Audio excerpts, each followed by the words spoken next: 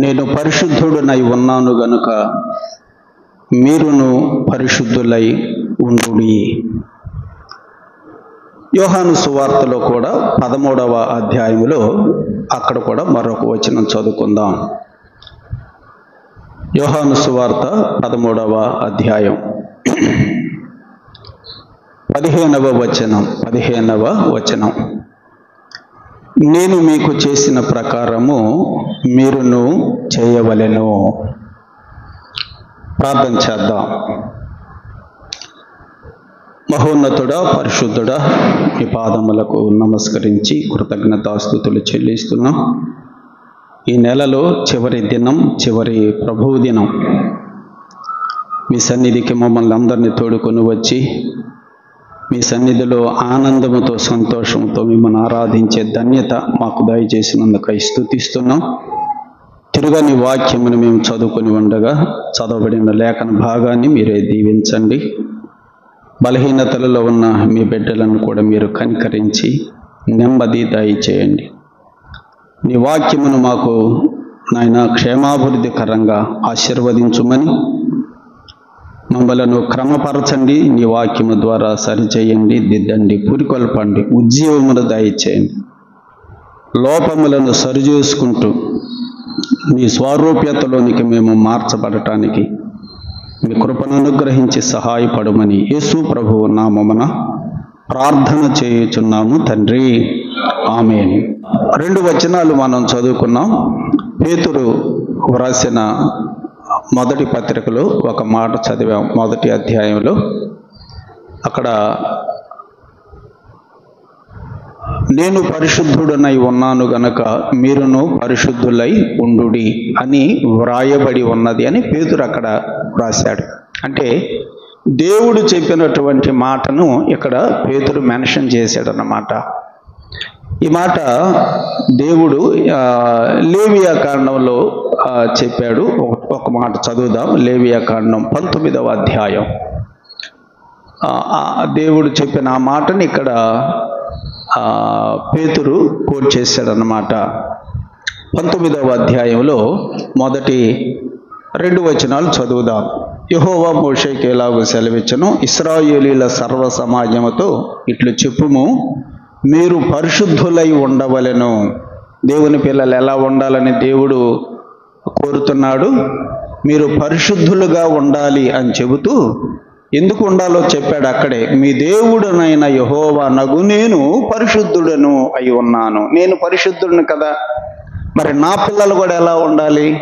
పరిశుద్ధులుగా ఉండాలి. అది ఈ రెఫరెన్స్ని అక్కడ పేతురు కూడా కోట్ చేశాడనమాట. నేను పరిశుద్ధుడనై ఉన్నాను గనక మీరును పరిశుద్ధులై ఉండవలెనని వ్రాయబడి ఉన్నది. కాబట్టి మనం పరిశుద్ధంగా ఉండాలి అని అక్కడ వ్రాశాడు. 2 వచనాలు మనం చదివాం. యోహాను సువార్తలో కూడా మనం ఒక వచనం చదివాం. అక్కడ యేసు ప్రభు ఏమన్నాడు? నేను మీకు చేసిన ప్రకారము మీరు చేయాలి అని చెప్పాడు. దేవుడు ఏమన్నాడు? నేను పరిశుద్ధుడును కాబట్టి మీరు పరిశుద్ధులుగా ఉండాలి. యేసు ప్రభు ఏమన్నాడు? నేను ఏం చేశానో నేను చేసినట్లే మీరు కూడా చేయాలి. 2 మాటలు ఈ ఉదయకాలం మనం జ్ఞాపకం చేసుకుంటున్నాం. దేవుడు ఎలాగున్నాడో ఆయన పిల్లలు అలా ఉండాలి. యేసు ప్రభు ఏం చేశాడో ఆయన పిల్లలు కూడా అది చెయ్యాలి. అది ఈరోజు మన యొక్క వర్తమానం అన్నమాట. ఆయన ఏమై ఉన్నాడో ఆయన పిల్లలు కూడా అలా ఉండాలి. ఆయన ఏం చేశాడో ఆయన పిల్లలు కూడా అది చెయ్యాలి. అది మన యొక్క వర్తమానం. మొదటిగా దేవుడు ఏమై ఉన్నాడో ఆయన పిల్లలు కూడా అలా ఉండాలి. అది ఆయన ఎవరు? దేవుడు ఎవరు? ఆయన పరిశుద్ధుడు. నేను పరిశుద్ధుడును కాబట్టి నా పిల్లలు కూడా పరిశుద్ధులుగా ఉండాలి. లేవియా కాండంలో కూడా ఇశ్రాయేలీయులతో ఆ మాటే చెప్పమన్నాడు. మీరు పరిశుద్ధులై ఉండవలెను అని ఇశ్రాయేలీయులతో చెప్పు మోషే. ఎందుకంటే మీ దేవుడునైన యెహోవానగు నేను ఎలా వంటి వాడును? నేను పరిశుద్ధుడను. కాబట్టి నేను పరిశుద్ధుడును కాబట్టి నా పిల్లలు కూడా పరిశుద్ధులుగా ఉండాలి. అలాగైతే సహోదరుడా, సహోదరి, మనలను ఆయన పరిశుద్ధులనుగా చేశాడు. ఒకప్పుడు మనందరం అపరిశుద్ధులం, అపవిత్రులం, పాపాత్ములం. కానీ యేసు ప్రభు యొక్క బలియాగమం ద్వారా మనందరం ఏమయ్యాం? పరిశుద్ధులమయ్యాం. క్రియలను బట్టి కాదు, కేవలం ఆయన యొక్క రక్తము ద్వారా మన పాపాలన్నిటిని కూడా ఆయన పరిహరించి, మన పాపములన్నిటిని కూడా ఆయన క్షమించి మనలను దేవుని ఎదుట ఎలా నిలబెట్టాడు?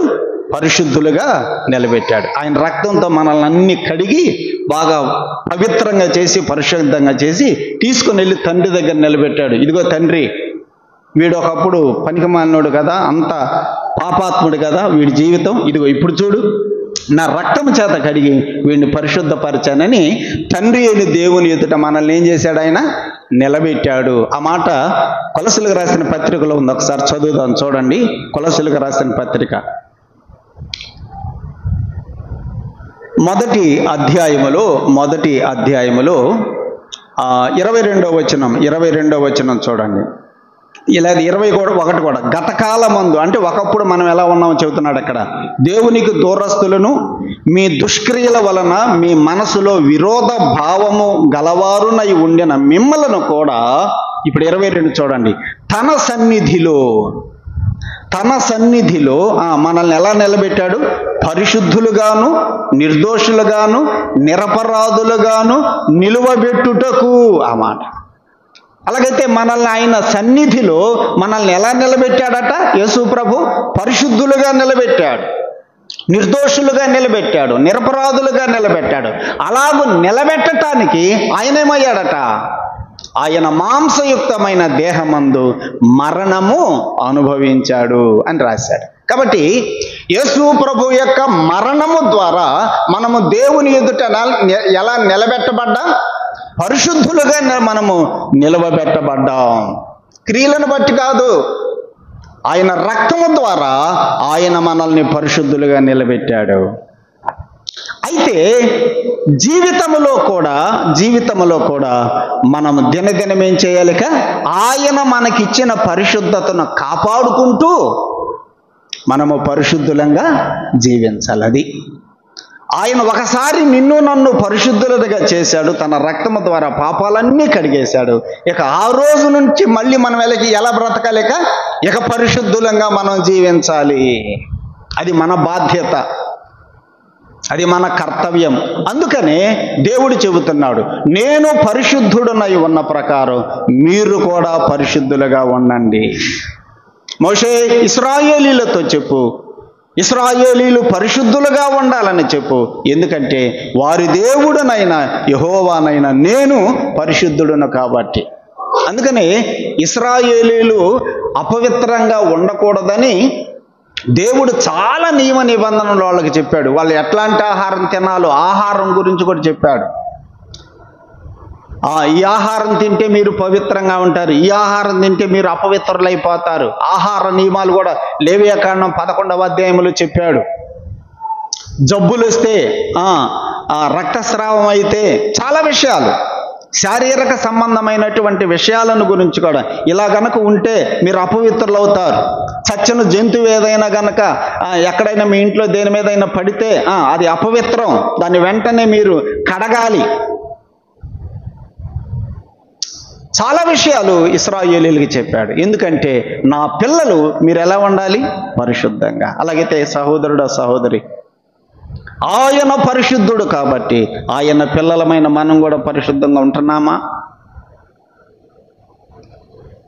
నిన్ను నీవే అపవిత్రం చేసుకుంటున్నావా? జాగ్రత్త గుర్తుపెట్టుకో, నిన్ను నీవు అపవిత్రం చేసుకోవడానికి వీలు లేదు. ఎందుకంటే ఆయన తన రక్తము చేత నిన్ను కొనుక్కొని, ఆయన తన రక్తము చేత నిన్ను పరిశుద్ధపరచి పవిత్రపరచి ఆయన సన్నిధిలో నిలబెట్టుకున్నాడు. మళ్ళీ నువ్వు పాపంలోకి వెళ్ళకూడదు. మన పిల్లలను స్నానం చేయించి, శుభ్రంగా స్నానం చేయించి, ఆ పిల్లోడిని తీసుకెళ్ళి మంచం మీద కూర్చోబెట్టుకొని మంచి డ్రెస్ వేసి కూర్చోబెడితే, మళ్ళీ మనం వంట పని చేసుకునేటప్పటికల్లా వాడు పోయి బురదలో ఆడుకుంటున్నాడు అనుకోండి, మట్టిలో ఆడుకుంటున్నాడు అనుకోండి, కలికి ఎలా ఉంటుంది? ఎలా ఉంటుంది? కోపం వస్తుందా రాదా? దేవుడు కూడా అంతే. చూడకూడని నీవు చూస్తూ నిన్ను నువ్వు అపవిత్రం చేసుకుంటున్నావు. మాట్లాడకూడని మాటలు నోటితో మాట్లాడుతూ నిన్ను నీవు అపవిత్రం చేసుకుంటున్నావు. నీకు తెలియటల్లా అపవిత్రం అంటే ఏదో అనుకుంటున్నావు. ఒక బూతు నీ నోట్లో నుంచి బయటకు వచ్చిందంటే నువ్వు అపవిత్రమైనట్టే. చూడకూడదు నీవు కళ్ళతో చూసావంటే నిన్ను నువ్వు అపవిత్రం చేసుకున్నట్టే. అందుకనే కదా దానియేలు స్నేహితులు రాజులు భుజించే ఆహారం మేము తీసుకుంటే మేమేమైపోతాం? అపవిత్రులమైపోతాం. అందుకే మేము ఈ ఆహారం తీసుకోము అని వాళ్ళు ఎంత ఖండితంగా చెప్పారో చూడండి. కాబట్టి సోదరుడా సోదరి, నీవు కూడా అలా అనుకుంటున్నావా? నా దేవుడు నన్ను పరిశుద్ధపరిచాడు, నేను మరలా నన్ను నేను అపవిత్రం ఎలా చేసుకునేది? చూస్తే అపవిత్రం అయిపోతాను, అమ్మో నేను ఈ చూడకూడదు. మాట్లాడితే నేను అపవిత్రం అయిపోతాను, అమ్మో నేను మాట్లాడకూడదు. నా ఆలోచనలతో నేను అపవిత్రం కాకూడదు. నా చేతులు పనులతో, నా కాళ్ళతో పరిశుద్ధంగా ఉండాలి. తెస్సలోనికైలకు పౌలు రాసిన మొదటి పత్రిక, తెస్సలోనికయ సంఘానికి పౌలు రాశాడు. మొదటి పత్రిక రాస్తూ 4వ అధ్యాయములో ఏం చెప్పాడో చూడండి. దేవుని చిత్తమే అసలు మనం పరిశుద్ధంగా ఉండాలని వ్రాస్తాడు. ఒక మాట చూడండి, 4వ అధ్యాయము 5వ వచనం పరిశుద్ధత యందును, లేదా 3 చూడండి, మీరు పరిశుద్ధులగుటయే దేవుని చిత్తము. 3వ వచనం, మీరు పరిశుద్ధులగుటయే అనగా మీరు జారత్వమునకు దూరముగా ఉండుటయే దేవుని చిత్తం. దేవుని చిత్తం ఏంటి చెప్పండి? ఏంటి దేవుని చిత్తం? మీరు పరిశుద్ధులుగా ఉండటమే దేవుని చిత్తం. అది ఇక్కడ జారత్వం అన్నాళ్లే, ఇంక ఎన్ని లేవు. చూడకూడా నువ్వు చూస్తే అది అపవిత్రం కాదా? అలా జారత్వం చేస్తేనేనా? అలా వ్యభిచారం చేస్తేనేనా అపవిత్రం? ఒక స్త్రీని మోహపు చూపుతో చూచు ప్రతివాడు అప్పుడే తన హృదయంలో పాపం చేసిన వాడు అన్నాడు ప్రభు. చూపుల్లో కూడా తప్పు ఉంది, అపవిత్రమైపోతాం. ఏం చూస్తున్నావో నువ్వు సోమవారం నుంచి శనివారం దాకా? టీవీలలో ఏం చూస్తున్నారో, సెల్ ఫోన్లలో ఏం చూస్తున్నారో ఆలోచన చేయండి.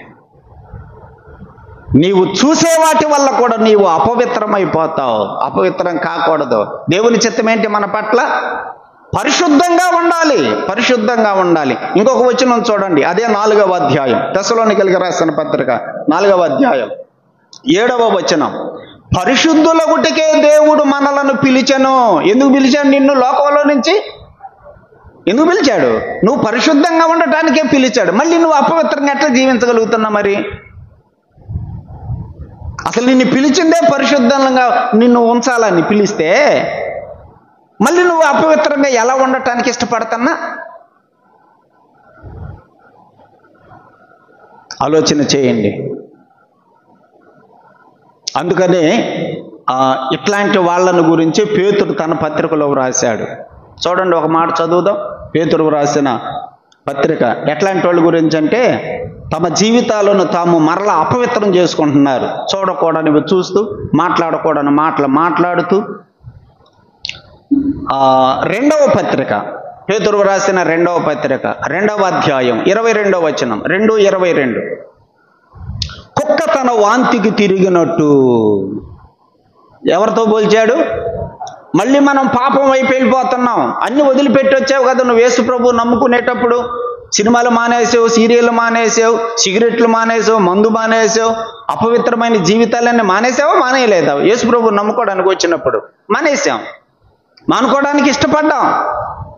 మరలా మళ్ళీ నువ్వు అటు పోతున్నావంటే ఇప్పుడు మనల్ని దేంతో పోలుస్తున్నాడు పేతురు? కుక్క తన వాంతికి తిరిగినట్టు అన్నాడు. కుక్క వాంతి చేసుకోవటం ఇంతవరకు ఎవరన్నా చూడని వాళ్ళు ఇక్కడ ఉన్నారా? అందరు చూసిన వాళ్ళే కదా.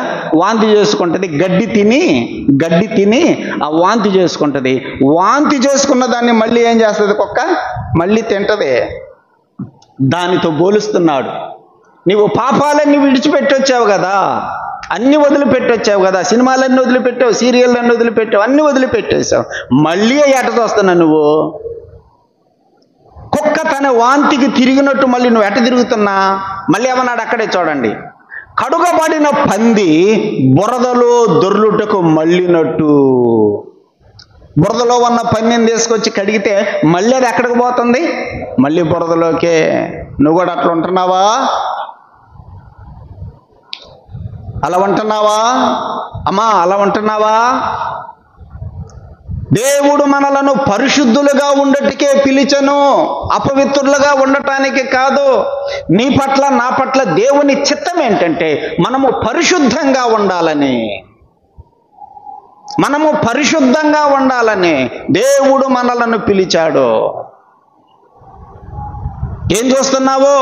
సెల్ ఫోన్లు ఉన్నాయి. ఇప్పుడు అందరి దగ్గర సెల్ ఫోన్లు ఉన్నాయి. యవన బిడ్డలారా, ఏం చూస్తున్నారో సెల్ ఫోనుల్లో? అపవిత్రం కావద్దు, అపవిత్రం చేసుకోవద్దు మీ జీవితాలను. మనము పరిశుద్ధంగా ఉండాలనేది దేవుని యొక్క ఉద్దేశం అని మనం జ్ఞాపకం చేసుకుంటున్నాం. హెబ్రీ పత్రిక 12వ అధ్యాయం, హెబ్రీ పత్రిక 12వ అధ్యాయం 14వ వచనం చూడండి.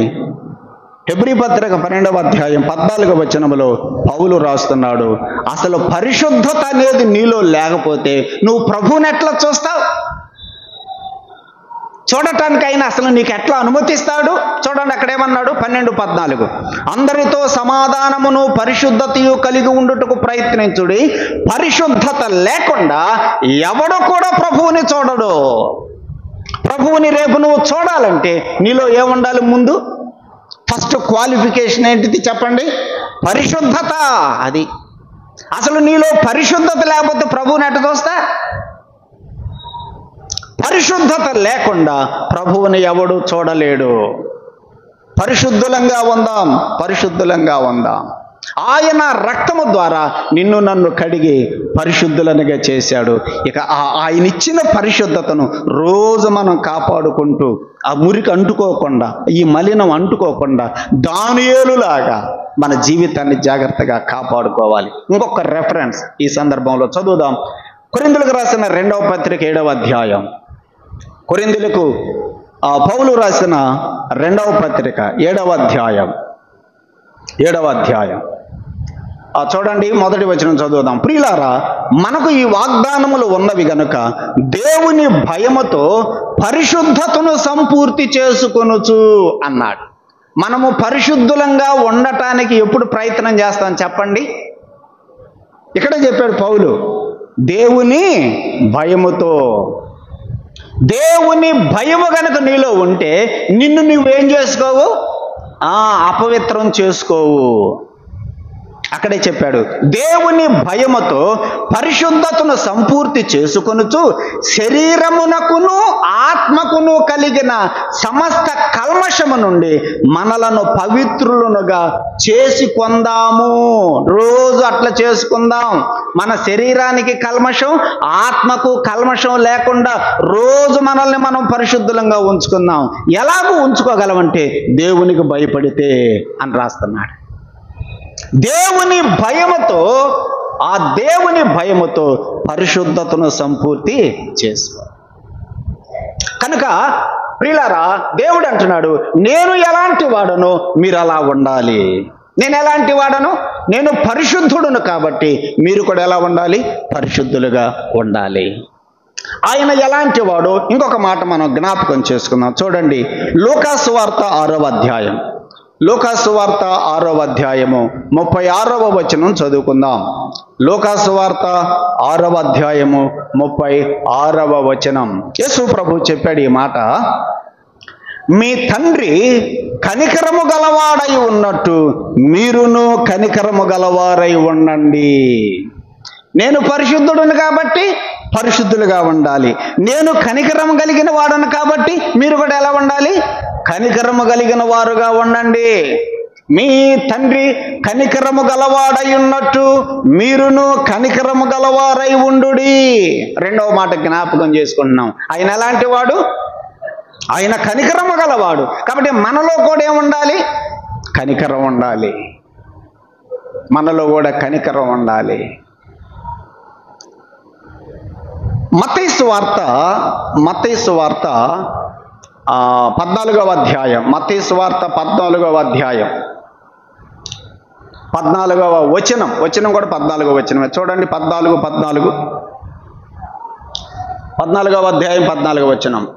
ఆయన వచ్చి ఆ గొప్ప సమూహమును చూచి వారి మీద కనికరపడి వారిలో రోగులైన వారిని స్వస్థపరిచెను.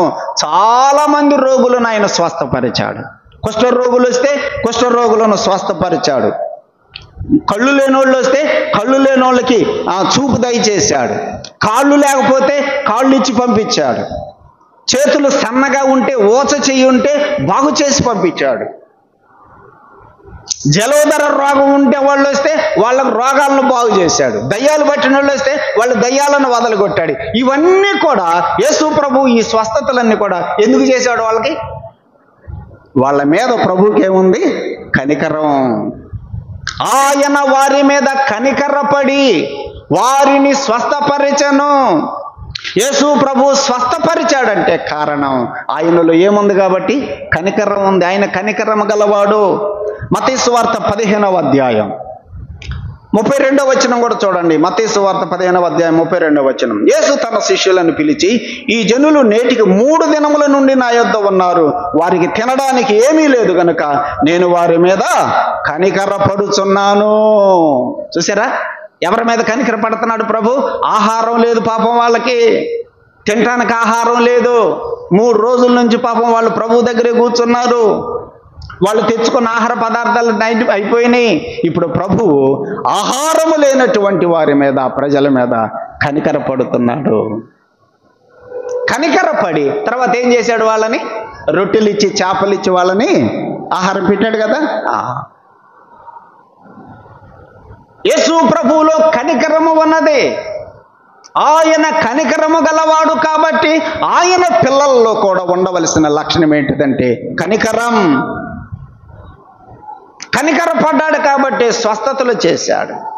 కనికరపడ్డాడు కాబట్టి పాపం ఆహారం లేని వాళ్ళకి ఆహారం పెట్టి పంపించాడు. ఆయన పిల్లలమైన మనకు కూడా ఉండాలి చెప్పండి? ఆయన కనికరము కలిగిన వాడు కాబట్టి మనం కూడా ఎలా ఉండాలి? కనికరము కలిగిన వారంగా ఉండాలి. లూకాసు సువార్తలో ఇంకొక రెఫరెన్స్ 7వ అధ్యాయం, లూకాసు సువార్త 7వ అధ్యాయంలో అక్కడ ఒక విధవరాలు ఉంది. పాపం భర్త చనిపోయాడు, ఒకే ఒక్క కొడుకున్నాడు. ఆ కొడుకు కూడా చనిపోయాడు.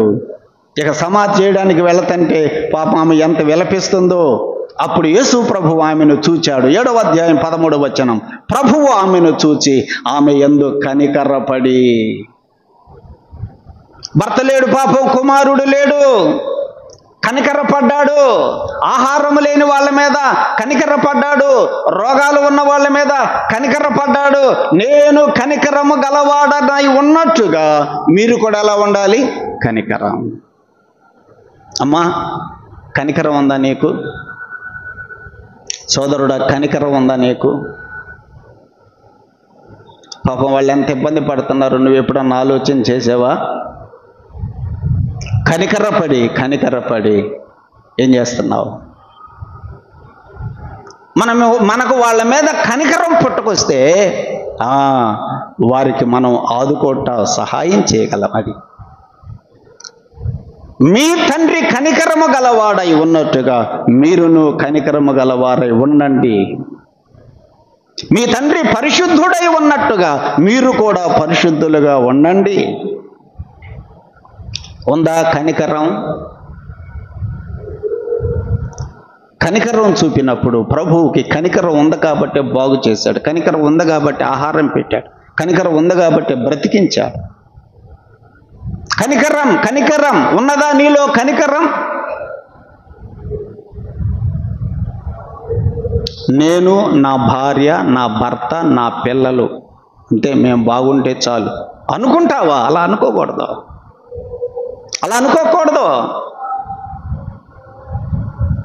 నేను బాగుంటే చాలు, నా భార్య బాగుంటే చాలు, నా భర్త బాగుంటే చాలు, నా పిల్లలు బాగుంటే చాలు, అంతే. ఎంతోమంది ఇబ్బందుల్లో ఉంటున్నారు పాపం. చేతులు లేవు, పని ఎట్లా చేసుకోగలరు? కాళ్ళు లేవు, ఏం పని చేసుకోగలరు? వాళ్ళకి ఎట్లా పోషణ? కనికరం. మీ తండ్రి కనికరము గలవాడై ఉన్నట్టుగా మీరు కూడా కనికరం కలిగి ఉండండి. మన సంపాదనలో కొంత తీద్దాం. ఎవరి కోసం? పేదవారు ఉన్నారు, నిరుపేదలు. ఒక రెఫరెన్స్ చదువుదాం, చూడండి. 72వ కీర్తన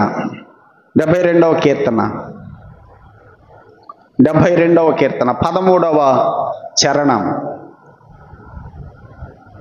72వ కీర్తన 13వ చరణం.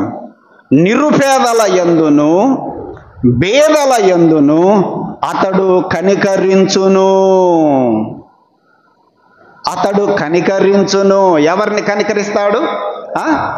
పేదవారిని కనికరిస్తాడు. తర్వాత నిరుపేదలు, పేదలు ఉన్నారు, నిరుపేదలు కూడా ఉన్నారు. అలాంటి వారి పట్ల మనం ఏం చూపించాలంటున్నాడు? కనికరం.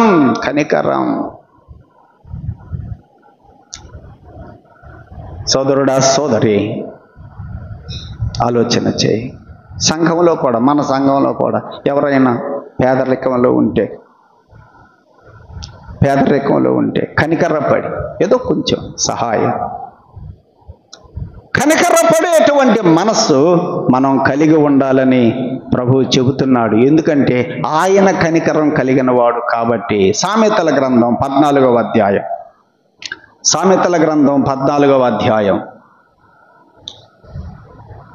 31వ వచనం. దరిద్రుని బాధించువాడు వాని సృష్టికర్తను నిందించువాడు. నెక్స్ట్ లైన్ చూడండి. బేదను కనికరించువాడు ఆయనను ఘనపరచువాడు. పేదవారిని కనికరించడంలో కూడా ఏముందంట? దేవునిని ఘనపరచడం ఉందని రాస్తున్నాడు. చూసారా? పేదవారిని మనం కనికరపడి వారికి ఒక సహాయం చేస్తున్నామంటే దేవునిని ఘనపరచునట్లే, దేవునిని ఘనపరిచినట్లు. సహోదరుడా, సహోదరి, కనికరం కలిగి ఉండు. గుప్పిలి విప్పు. ఆలోచన చేసుకో. ఎవరెవరు కొంచెం పేదరికంలో ఉన్నారో పడుకొని ఆలోచన చేస్తే కనపడతారు. ప్రార్థన చేసుకో, దేవుడు చూపిస్తాడు. గుప్పిలి విప్పు, సహాయం చెయ్యి, దేవునిని ఘనపరిచినట్లు అవుతుంది. ఇదే సామెతల గ్రంథం 19వ అధ్యాయం కూడా చూడండి. 19వ అధ్యాయం 17వ వచనం. 19వ అధ్యాయం 17వ వచనం. బీదలను కనికరించువాడు యెహోవాకు అప్పిచ్చువాడు. నువ్వు పేదవారిని కనికరించి ఏదన్నా సహాయం చేస్తే దేవుడికి నువ్వేం చేసినట్ట? అప్పిచ్చినట్టంట. చూసారా? దేవునికే అప్పిచ్చినట్టు. కనుక రెండవ మాట మనం జ్ఞాపకం చేసుకుంటున్నాం. ఆయన కనికరము కలిగిన వాడు కాబట్టి ఆయన పిల్లలమైన మనం కూడా కనికరం కలిగి ఉందాం. ఆ కొండ మీద ప్రసంగంలో ధన్యతలు చెప్పాడు కదా యేసు ప్రభు. ధన్యతలు చెబుతూ అందులో ఒక ధన్యత ఏంటిది? కనికరము గలవారు ధన్యులు, కనికరము పొందుదురు. అది నీవు గనక కనికరం కలిగి ఉంటే దేవుడు నీ మీద కూడా ఏం చేస్తాడు? కనికరం చూపించి నీకు కూడా సహాయం చేస్తాడు. అది నీవెవరి మీద కనికరం చూపించకపోతే ఆయన మాత్రం నీ మీద ఏం కనికరం చూపిస్తాడు? కనికరము గలవారు ధన్యులు, వారు కనికరము పొందుదురు. కనుక మొదటి విషయం మనం చూస్తున్నాం. నేనేమై ఉన్నాను, మీరు కూడా అలా ఉండాలి. నేనేమై ఉన్నాను? నేను పరిశుద్ధుడనై ఉన్నాను కాబట్టి మీరు కూడా ఎలా ఉండాలి? పరిశుద్ధులుగా ఉండాలి. రెండు, నేనేమై ఉన్నాను? నేను కనికరము గలవాడును కాబట్టి మీరు కూడా ఏం కలిగి ఉండాలి? కనికరం కలిగి ఉండాలి. యోహాను సువార్తలో యేసు ప్రభువు చెప్పాడు. ఏమన్నాడు అక్కడ? 13వ అధ్యాయం 15వ వచనం. ఏమన్నాడు? నేను మీకు చేసిన ప్రకారము మీరు కూడా చెయ్యండి. రెండవ విషయం, నేనేం చేశాను మీరు కూడా అదే చెయ్యండి. నేనేమై ఉన్నానో మీరు అదై ఉండాలి. ఇది మొదటి విషయం. రెండవది, నేను ఏమి చేశానో మీరు కూడా అది చెయ్యాలి. ఆయన ఏం చేశాడు? చూడండి 13వ అధ్యాయం. ఇదే యోహాను సువార్త 13వ అధ్యాయం 34వ వచనం. మీరు ఒకరిని ఒకరు ప్రేమించుకోవాలని మీకు కృతజ్ఞ ఇచ్చుచున్నాను, నేను మిమ్మును ప్రేమించినట్టే. ఏం చేశాడు ఆయన? ఏం చేశాడు? ఆయన ప్రేమించాడు. ఏమంటున్నాడు చూడండి, నేను మిమ్ములను ప్రేమించినట్టే మీరు కూడా ఒకరిని ఒకరు ప్రేమించుకోండి. అది నేనేం చేశానో మీరు కూడా అది చెయ్యాలంటున్నాడు. ఆయన ఏం చేశాడు? ఆయన ప్రేమించాడు. మనం కూడా ఏం చేసుకోవాలి? ప్రేమించాలి. ఆయన ప్రేమించాడు కాబట్టి మనము కూడా ప్రేమించాలి. ఆయన చేసినట్టుగా మనం కూడా చేయాలి. నేను మీకు చేసిన ప్రకారం మీరు కూడా చేయండి. నేను మీకేం చేశాను? నేను మిమ్మల్ని ప్రేమించలేదా? నేను మిమ్మల్ని ప్రేమించాను కదా. మరి మీరు కూడా ఏం చేయాలంటే ఒకరిని ఒకరు ప్రేమించుకోవాలి.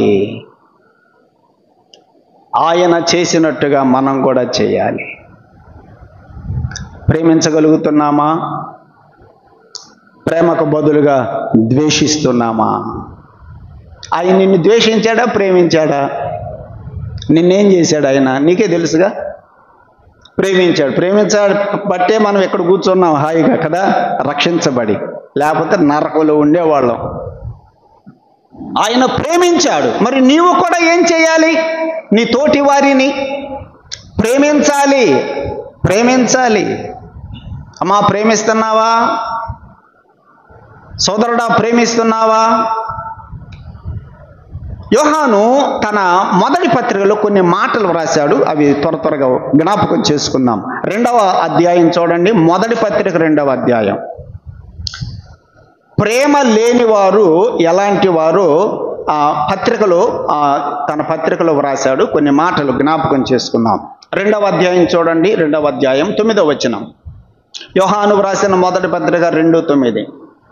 వెలుగులో ఉన్నానని చెప్పుకొనుచు తన సహోదరుని ద్వేషించువాడు ఇప్పటి వరకు చీకటిలోనే ఉన్నాడు. తన సహోదరుణ్ణి ప్రేమించేవాడు వెలుగులో ఉన్నాడు. ప్రేమించేవాడు ఎక్కడున్నట్టు? మరి ద్వేషించేవాడు ఎక్కడున్నట్టు? ఇప్పుడు చెప్పండి. ప్రేమ లేనివాడు ఎక్కడ ఉన్నట్టు? చీకటిలో ఉన్నట్టు. నంబర్ 1. 2వ మాట 3వ అధ్యాయం చూడండి. 3వ అధ్యాయం ఇదే పత్రిక 3వ అధ్యాయం 10వ వచనం చదువుదాం. 10వ వచనం. నీతిని జరిగించని ప్రతివాడును, తర్వాత మాట చూడండి, తన సహోదరుని ప్రేమింపని ప్రతివాడు దేవుని సంబంధులు కారు. 2వ మాట, ప్రేమ లేనివాడు ఎవరు? దేవుని సంబంధి కాడు. అది నీ తోటి వారిని ప్రేమించగలుగుతున్నావా? ప్రేమించగలిగితే నువ్వు వెలుగులో ఉన్నట్టు. నువ్వు ప్రేమించలేకుండా ఉంటే నువ్వు చీకటిలో ఉన్నట్టు అన్నాడు. నీవు ప్రేమిస్తున్నావు అంటే నీవు దేవుని సంబంధివి. నువ్వు ప్రేమించకపోతే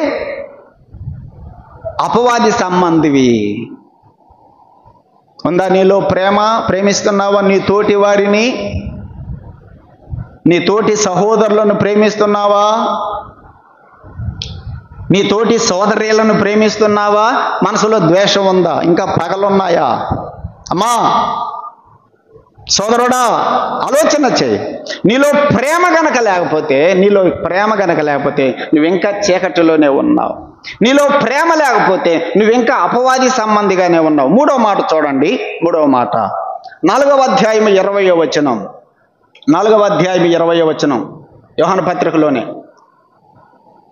ఎవడైనను నేను దేవునిని ప్రేమించుచున్నాను అని చెప్పి తన సహోదరుణ్ణి ద్వేషించిన ఎడల అతడు అబద్ధికుడు.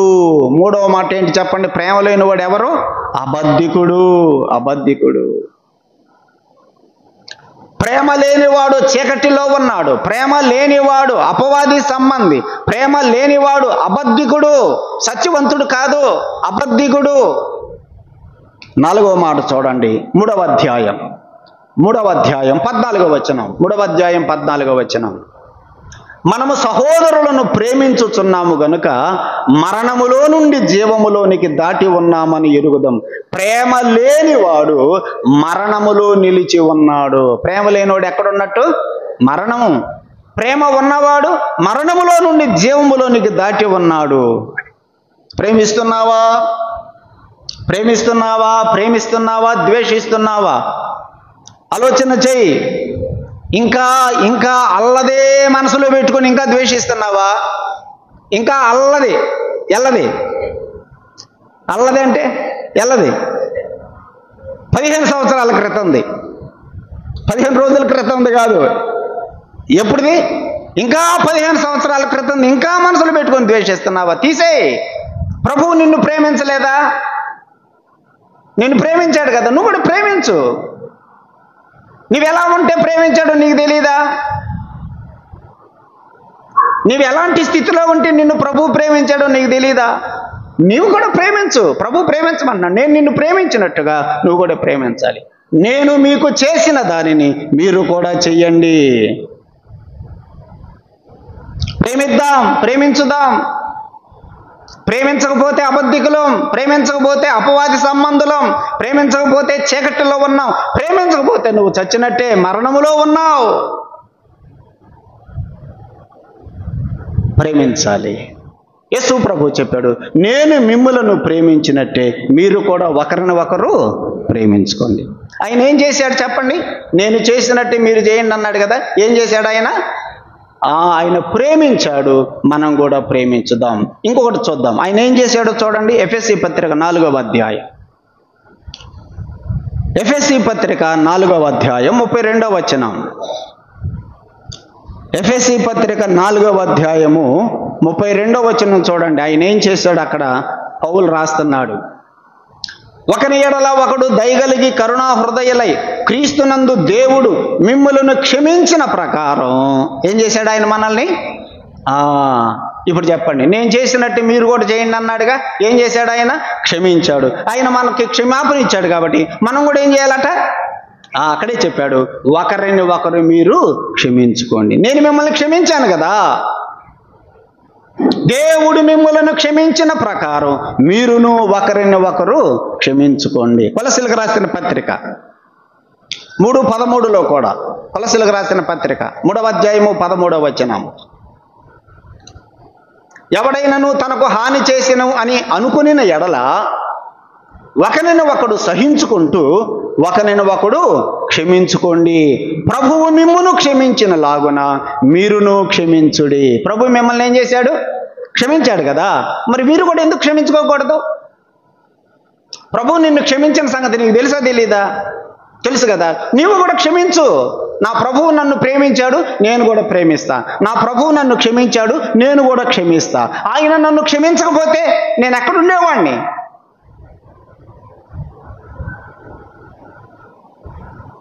ఆయన నన్ను క్షమించకపోతే నేను ఎక్కడుండేవాడిని?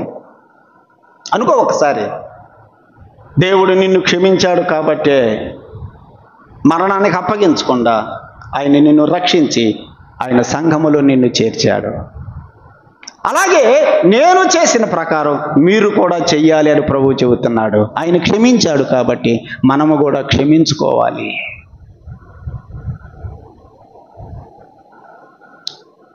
యేసు ప్రభు క్షమాపణ గురించి చెప్పిన ఉపమానం గుర్తుందా? మంచి ఉపమానం అది. నాకు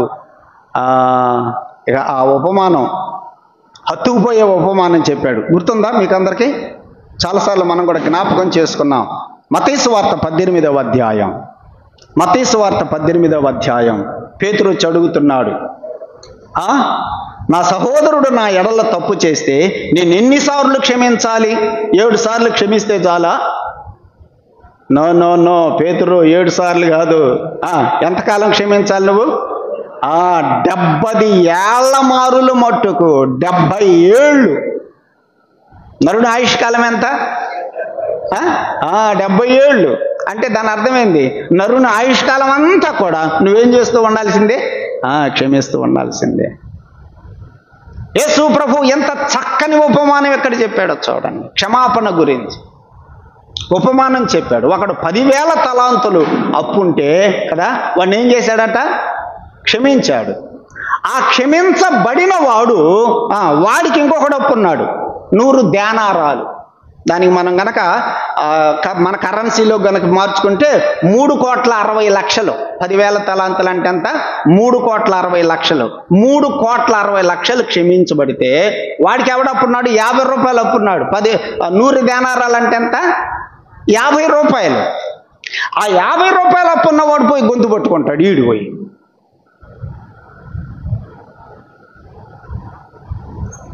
ఈ ఉపమానం నువ్వు ఇంతవరకు ఎప్పుడు చదవలేదా? మత్తయి సువార్త 18వ అధ్యాయంలో చదివావా?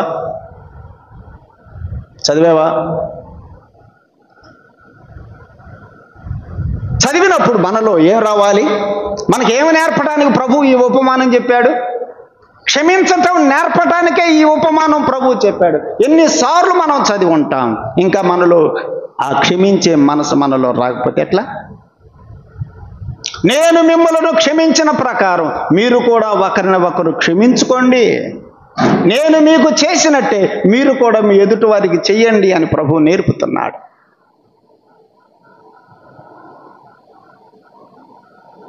మా స్కూల్లో 4వ తరగతి చదివే పిల్లలు ఇద్దరు కొట్టుకున్నారు. ఒకడిని కొడితే వాడు వచ్చాడు నా దగ్గరికి. సార్ వాడు నన్ను కొట్టాడు సార్ అన్నాడు. సరే రారా ఇటు రారా అన్నాను. వచ్చాడు. వచ్చిన తర్వాత అయ్యా నేను దెబ్బలు తిన్నవాడిని అడిగాను. అరే సరే వాడిని ఏం చేద్దాం, ఏం చేయమంటావు? క్షమించి వదిలిపెడదామా అన్న నేను. ఊరక ఏమంటాడో చూద్దామని. క్షమించుదామా లేకపోతే కొడదామరా అన్న నేను. వాడు అన్నాడు క్షమించుదాం సార్ అన్నాడు. ఏమన్నాడు? క్షమించుదాం అన్నాడు. క్షమించుదాంలే సార్ అన్నాడు వాడు. నిజం నేను చెప్పేది.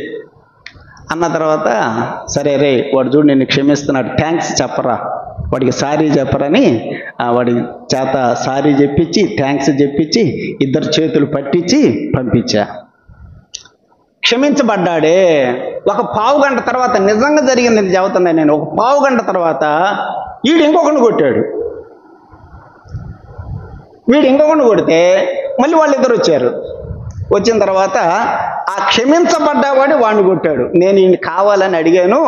రే వాడు నిన్ను కొట్టాడు కదా. కొట్టాడు సార్. వాడిని చేత్తో కొట్టమంటావా కర్రతో కొట్టమంటావరా అని అడిగా. చేత్తో కొట్టమంటావా కర్రతో కొట్టమంటావా అంటే చేత్తోటే కొట్టండి సార్ అంటున్నాడు వాడు.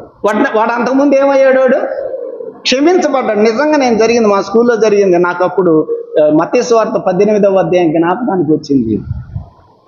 చేత్తోటే కొట్టండి సార్ అన్నాడు. అప్పుడు నేను అన్నాను, ఒరే ఇందాక వాడు నిన్నేం చేశాడు రా అన్న. ఇందాక నిన్ను వాడు ఏం చేశాడు? ఇందాకే కదా, పావు గంట క్రితమే కదా వాడు నిన్నేం చేశాడు రా?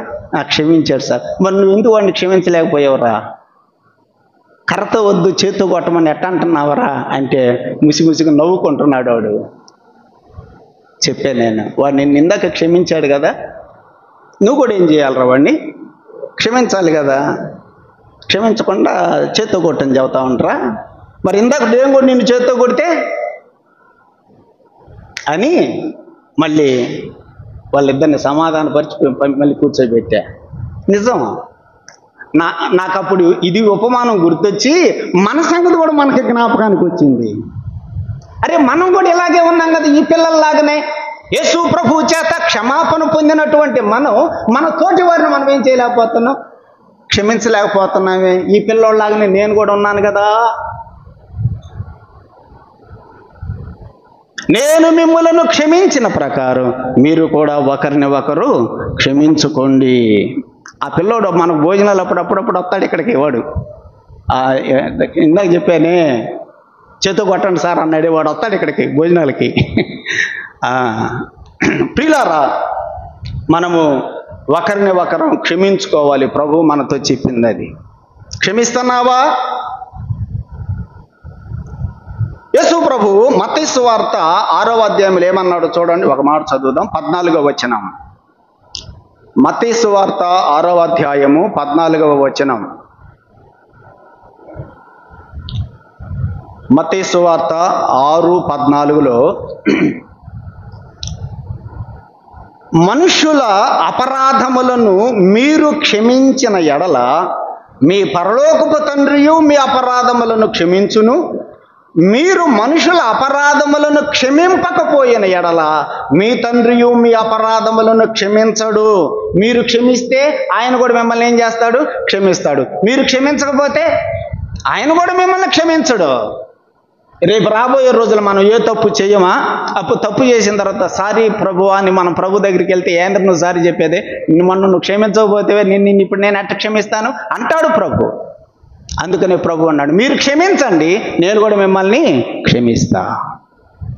నీవు ఇప్పుడు క్షమించకపోతే రేపు నేను కూడా నిన్ను క్షమించును, ఏదైనా పొరపాటు చేసినా కూడా.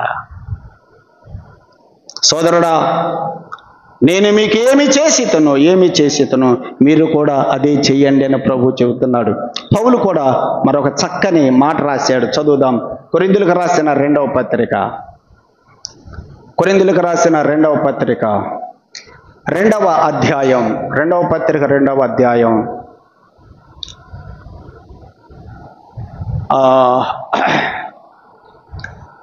6వ వచనం చూడండి. 6వ వచనం, అట్టివానికి మీలో ఎక్కువ మంది వలన కలిగిన ఈ శిక్షయే చాలును. ఒకడు తప్పు చేశాడు, ఆ తప్పు చేసిన వ్యక్తిని ఏం చేశారంట? శిక్షించారు. తప్పు చేసిన వాళ్ళని శిక్షించాలి, అది కరెక్టే, అది కూడా కరెక్టే. శిక్షించారు, చాలు అంటున్నాడు. ఈ శిక్ష చాలు. 7వ వచనం, గనుక మీరు ఇక వానిని శిక్షింపక క్షమించి ఆదరించుట మంచిది అంటున్నాడు. చూసారా? చాలు, అంతవరకు చాలు. ఇంకేం చేయాలి? ఇక శిక్షించొద్దు. ఏదో తప్పు చేశాడు, నీ భర్త ఏదో తప్పు చేశాడు, పొరపాటు చేశాడు, ఒక 4-5 రోజులు అలిగేవులే, ఇంక అట్లాగే నలుగుతావా? ఆ శిక్ష చాలు. ఏమంటున్నాడు? ఇక అతనిని శిక్షింపగా క్షమించి ఆదరించుట మంచిది. ఇది మనం చేయాల్సింది. ఏదో ఆవేశంలో పలుకు కదా, భార్య భర్తలు 4-5 రోజులు ఎడముఖంగా పెడముఖంగా ఉంటారు. నీకు అట్లయినా ఉంటారా? మళ్ళీ ఏం చేసుకోవాలి? ఒకరిని ఒకరు క్షమించుకొని ఆదరించుకోవాలి. కుటుంబాలలోనైనా సంఘాలలోనైనా ఏదో పొరపాటు చేస్తే కొంచెం శిక్ష వేసేవులే, అన్నం పెట్టకుండా మార్చేవులే, బయట హోటల్లో తిన్నాళ్లే, ఊరికి అంటున్నాలే, నేను అలా జరిగినాయని కాదు. ఆ శిక్ష చాలు. ఇక ఏం చేయమన్నాడు? క్షమించి ఆదరించుట మంచిది. క్షమించటం ఉండాలి మనలో. అది క్షమించు. ఆయన నిన్ను క్షమించాడు కదా, నువ్వెందుకు క్షమించలేకపోతున్నావు? నేను చేసినట్టే మీరును చేయండి. నేను ఎలాంటి వాడునో మీరు అలా ఉండాలి. ఇది ఒక అంశం. రెండవది ఏంటిది? నేను మీకేం చేశాను మీరు కూడా మీ ఎదుటి వారికి అదే చేయండి. ఆయన ఏమై ఉన్నాడు? పరిశుద్ధుడు. మనం కూడా పరిశుద్ధంగా ఉండాలి. ఆయన ఏమై ఉన్నాడు? ఆయన కనికరం గలవాడు. మనం కూడా కనికరం కలిగి ఉండాలి. ఆయన ఏం చేశాడు? ప్రేమించాడు. మనం కూడా ప్రేమించాలి. ఆయన ఏం చేశాడు? క్షమించాడు. మనం కూడా క్షమించాలి. 3వ మాట, ఆయన ఏం చేశాడు? రోమాపత్రిక 15వ అధ్యాయం 7వ వచనం. రోమాపత్రిక 15:7 చూడండి. క్రీస్తు మిమ్మును చేర్చుకొనిన ప్రకారము ఏం చేశాడు? ఆయన మనల్ని చేర్చుకున్నాడు మనల్ని. ప్రేమించాడు, క్షమించాడు. 3వదిగా ఆయన మనల్ని ఏం చేశాడు? తన కౌగిటిలోనికి చేర్చుకున్నాడు, తన సంఘములోనికి చేర్చుకున్నాడు, ఆయన పరలోకములోకి చేర్చుకున్నాడు. నేను మిమ్మలను చేర్చుకున్నట్టే మీరు కూడా ఏం చేయాలి? చేర్చుకోవాలి. చూడండి 7వ వచనంలో పౌలు రాస్తున్నాడు, క్రీస్తు మిమ్మును చేర్చుకున్న ప్రకారం దేవునికి మహిమ కలుగునట్లుగా మీరు కూడా ఒకరిని ఒకడు చేర్చుకోండి. చేర్చుకుంటావా నెట్టేస్తావా? చేర్చుకో. మూడవది యేసు ప్రభు ఏం చేశాడు అంటే ఆయన మనలను చేర్చుకున్నాడు. ఆయన నిన్ను చేర్చుకున్నాడు, నీవు కూడా చేర్చుకో. యోసేపు తన అన్నలను ఏం చేశాడు? చేర్చుకున్నాడు కదా. తనను కొట్టిన, తనను అమ్మివేసిన కదా, తనను ద్వేషించిన వారిని చేర్చుకున్నాడు. వారిని చేర్చుకున్నాడు. యోసేపులో యేసు ప్రభు కనపడుతున్నాడు. నిన్ను కూడా నన్ను కూడా చేర్చుకున్నాడు. మనము కూడా యోసేపు అన్నల లాంటి స్వభావం కలిగిన వాళ్ళం. అలాంటి మనలను ఆయన చేర్చుకున్నట్టుగా నువ్వు కూడా చేర్చుకోవాలి, నేను కూడా చేర్చుకోవాలి. క్రీస్తు మిమ్మలను చేర్చుకున్న ప్రకారం దేవునికి మహిమ కలుగునట్లుగా మీరు కూడా ఒకరిని ఒకరు చేర్చుకోండి. చేర్చుకుంటున్నామా? ఇంకా ఎల్లది ఇంకా అల్లది గుర్తుపెట్టుకొని నెట్టేస్తున్నామా? వద్దొద్దొద్దో, చేర్చుకో. సోదరుడా, సోదరి, ఆయన మనలను చేర్చుకున్న ప్రకారం మనము కూడా చేర్చుకోవాలి. తండ్రి కుమారుణ్ణి ఏం చేశాడు? లూకాసు వార్త 15వ అధ్యాయం ఉపమానంలో కదా, తండ్రి కుమారుణ్ణి ఏం చేశాడు? చేర్చుకున్నాడు. ఎదురా మన తగాద పెట్టుకొని పోతావు కదరా, ఆస్తి అంతా తీసుకొని వెళ్తావు కదరా, ఇప్పుడు బేకార్లాగా వచ్చిన తర్వాత వస్తామంటారా, పోరా అని నెట్టేశాడా? నెట్టేలా. ప్రేమించాడు, క్షమించాడు, తర్వాత ఏం చేశాడు? చేర్చుకున్నాడు. నేను మీకు చేసిన ప్రకారం మీరు కూడా చెయ్యండి. నేను మిమ్మల్ని చేర్చుకున్నట్టే మీరు కూడా చేర్చుకోండి. యోసేపు చేర్చుకున్నాడు. ఆ తండ్రి తన కుమారుణ్ణి చేర్చుకున్నాడు. పౌలు ఫిలోమోనుకు రాస్తున్నాడు, ఫిలోమోను, ఈ ఒనేసిము మీ ఇంట్లో దొంగతనం చేసి వచ్చాడు ఇక్కడికి, ఇప్పుడు మారిపోయాడు. ఇప్పుడు ఇదే ఒనేసిమును నేను నీ దగ్గరకు పంపిస్తున్నాను. నువ్వేం చేయాలి? నెట్టేస్తావా, చేర్చుకుంటావా? చేర్చుకో. ఫిలోమోను పత్రికలో ఒనేసిము గురించి రాశాడు. నీవు నన్ను చేర్చుకున్నట్టుగానే ఒనేసిమును కూడా నువ్వేం చేయాలి? చేర్చుకో. ఫిలోమోను ఒనేసిమును చేర్చుకున్నాడు. సరే, అక్కడ వ్రాయబడలేదులే, తప్పకుండా చేర్చుకుని ఉండి ఉంటాడని నేను నమ్ముతున్నాను.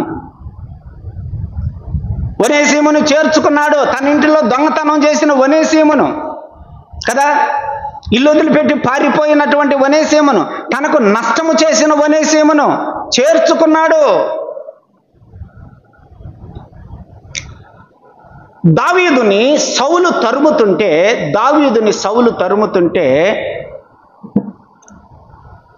ఆ సౌలు ప్రక్కనున్న సైన్యాధిపతి ఎవరు? అబ్నేరు కూడా సౌలుకి సపోర్ట్గా ఉండి దావీదుని ఏం చేశాడు? తరుముతున్నాడు. సౌలుతో పాటు దావీదు కూడా ఉన్నాడు తరిమే వాళ్ళల్లో కదా, అబ్నేరు కూడా ఉన్నాడు. సౌలుతో పాటు దావీదును తరిమిన వాళ్ళల్లో అబ్నేరు కూడా ఉన్నాడు. తర్వాత సౌలు చనిపోయిన తర్వాత ఇష్బోషెతుకి ఈ సైన్యాధిపతిగా ఉన్నాడు. ఎవరు? అబ్నేరు. 2 సంవత్సరాలు పరిపాలన చేశాడు. ఆ ఇష్బోషెతు కూడా ఇద్దరికి టర్మ్స్ దెబ్బతిన్నాయి. తిన్న తర్వాత ఇప్పుడు ఏకాకి అయిపోయాడు. ఎవరు? అబ్నేరు. ఇప్పుడు కనువిప్పు కలిగి ఎక్కడికి వెళ్ళాలనుకున్నాడు? దావీదు దగ్గర పోవాలనుకొని బయలుదేరాడు. దావీదు అబ్నేరును చేర్చుకున్నాడా, నెట్టేశాడా? చేర్చుకున్నాడు. ఎరా, నువ్వు సౌలు పక్కన తిరుగుతా ఈటు పట్టుకుని నా మీదకి వస్తువే, ఏంది నిన్ను నేను చేర్చుకునేది అన్నవాడు కాదు. దావీదు అబ్నేరును చేర్చుకున్నాడు. అలా చేర్చుకోవటం ఇష్టపడాల. ఎవరు? అబ్నేరుని చేర్చుకోవటం, దావీదు చేర్చుకోవడం ఇష్టపడాల. ఎవరు? యోవాబు. అబ్నేరుని మళ్ళీ పిలిపించి కత్తితోడు పొడిచి చంపేశాడు. మనం యోవాబు లాగా ఉండకూడదు, యోవాబు వలె ఉండకూడదు, దావీదు వలె ఉందాం, ఫిలోమోను వలె ఉందాం, యోసేపు వలె ఉందాం. యేసు ప్రభువు చెప్పాడు, నేను మిమ్మలను చేర్చుకున్నట్టే మీరు కూడా ఒకరిని ఒకరు చేర్చుకోండి.